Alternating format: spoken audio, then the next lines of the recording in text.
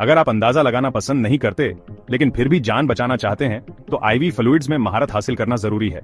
Ivy fluids ये सिर्फ bag में तरल पदार्थ नहीं है, ये स्टेराइल सॉल्यूशन हाइड्रेशन बनाए रखने, इलेक्ट्रोलाइट असंतुलन को ठीक करने, ब्लड वॉल्यूम को बदलने और दवाओं को सीधे नसों में पहुंचाने में मदद करते हैं। ये आधुनिक चिकित्सा पद्धति की आधारशिला है जो आपातकालीन देखभाल से लेकर नियमित सर्जरी तक कई तरह के क्लिनिकल परिदृश्यों में आवश्यक है। इनके उपयोग को समझना गंभीर परिस्थितियों में जीवन और मृत्यु के बीच का अंतर पैदा कर सकता है। तो ये कितने प्रकार के होते हैं? हमारे पास दो मुख्य प्रकार हैं, क्रिस्टलॉइड और कोलाइड। क्रिस्टलॉइड सबसे अधिक इस्तेमाल किए जाने वाले आईवी फ्लूइड्स हैं और इनमें नॉर्मल सलाइन और रिंगर लैक्टेट जैसे सॉल्यूशन शामिल हैं।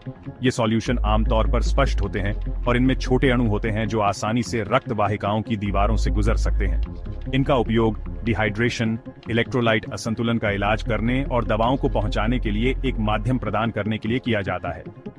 सबसे पहले क्रिस्टलॉइड जैसे नॉर्मल सलाइन और Ringer lactate. Normal saline 0.9% NaCl पानी और नमक का मिश्रण है। यह सस्ता, व्यापक रूप से उपयोग किया जाता है। डिहाइड्रेशन और खून की कमी के लिए बहुत अच्छा है, लेकिन ध्यान रखें, इससे हाइपरक्लोरेमिक एसिडोसिस हो सकता है। यह स्थिति तब होती है जब रक्त में क्लोराइड की अधिकता हो जाती है, जिससे एसिड बेस असंतुलन हो जाता है। इस जटिलता से बचने के लिए बड़ी मात्रा में नॉर्मल सलाइन प्राप्त करने वाले मरीजों की निगरानी करना महत्वपूर्ण है। अगला, रिंगर लैक्टेट।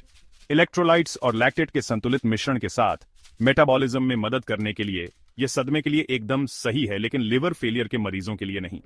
रिंगर लैक्टेट में लैक्टेट लिवर द्वारा मेटाबोलाइज किया जाता है, इसलिए यह लिवर की समस्या वाले मरीजों के लिए उपयुक्त नहीं है। हालांकि यह सदमे में या सर्जरी करवा रहे मरीजों के लिए एक उत्कृष्ट विकल्प है, क्योंकि यह शरीर के प्राकृतिक प्लाज्मा संरचना की नकल करता है। जल्दी एनर्जी बढ़ाने के लिए डेक्सट्रोज सॉल्यूशन है। ये हाइपोग्लाइसीमिया के लिए बहुत अच्छे हैं, लेकिन हाइपरग्लाइसीमिया और सेरेब्रल एडिमा के जोखिम से सावधान रहें। डेक्सट्रोज सॉल्यूशन ग्लूकोज का एक स्रोत प्रदान करते हैं जो ऊर्जा उत्पादन के लिए आवश्यक है, खासकर उन मरीजों में जो खाने में असमर्थ हैं।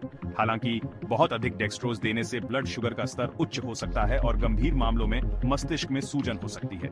अब कोलाइड्स पर ये लोग रक्त वाहिकाओं में अधिक समय तक रहते हैं, जिससे ये गंभीर रक्त हानि के लिए आदर्श बन जाते हैं। कोलाइड्स में बड़े अणु होते हैं जो रक्त वाहिकाओं की दीवारों से आसानी से नहीं गुजरते हैं। इस प्रकार परिसंचरण तंत्र में लंबे समय तक रहते हैं और रक्त की मात्रा और दबाव को बनाए रखने में मदद करते हैं। ये उन स्थितियों में विशेष रूप से उपयोगी होते हैं जहां तेजी से वॉल्यूम विस्तार की आवश्यकता होती है, जैसे कि गंभीर रक्तस्राव के मामलों में। मानव प्लाज्मा प्रोटीन से प्राप्त एल्ब्यूमिन रक्त की मात्रा बढ़ाने के लिए उत्कृष्ट है, खासकर जलने और लिवर की बीमारी में, लेकिन यह महंगा है